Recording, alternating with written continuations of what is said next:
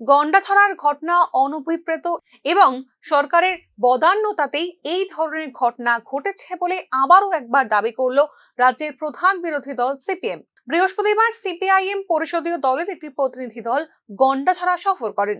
রাজ্যের বিরোধী দলনেতা জিতেন্দ্র চৌধুরীর নেতৃত্বে এই প্রতিনিধি দলটি প্রথমেই যান পরমেশ্বর রিয়াং এর বাড়িতে।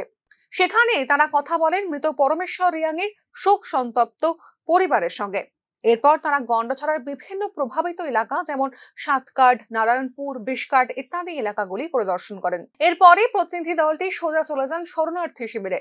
সেখানে তারা কথা বলেন শিবিরের শরণার্থীদের সঙ্গে, খোঁজ খবর নেন ক্ষতিগ্রস্ত পরিবারগুলির। শেষে সাংবাদিকদের মুখোমুখি হয়ে গন্ডাছড়ার বর্তমান পরিস্থিতির জন্য সরাসরি রাজ্য সরকারকেই দায়ী করেন সিপিআইএম রাজ্য সম্পাদক জিতেন্দ্র চৌধুরী।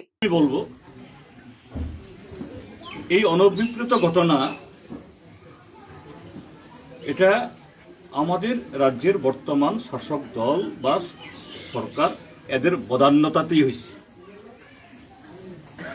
আনন্দ মেলা যে মহকুমাতে সন্তান বিক্রি হয়, কুলের সন্তান, 2 দিনের সন্তান, রেশন কার্ড বন্ধক দিয়া জমিয়ারা চলে, রেগার কাজ হয় না,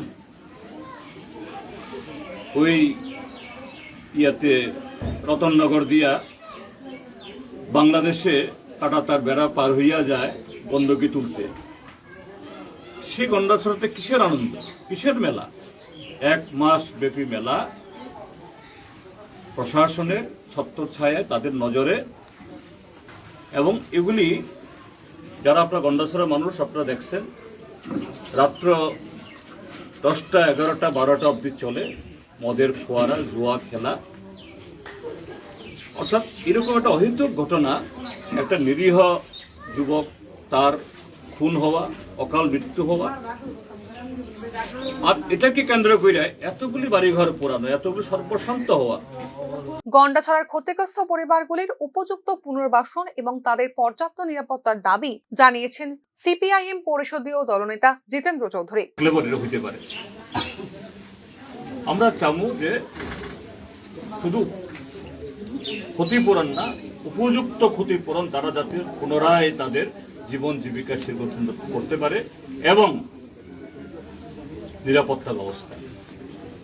এর আগে এখানে এসপিও ক্যাম্প ছিল, এই বিশকার্ডিও ছিল, তারপরে এদিকে আমরা দেখে এলাম কোন জায়গায় জানি। সামনেই পঞ্চায়েত নির্বাচন। গন্ডাছড়ার পরিস্থিতি নিয়ে শাসক বিরোধী উভয় দলের মধ্যে চলছে তরজার লড়াই।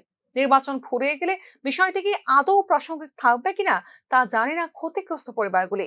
তবে সর্বহারা এই পরিবারগুলির জীবন জীবিকা যে আজ প্রশ্নের মুখে, তার বলার অপেক্ষা রাখে না। Bureau report, news now.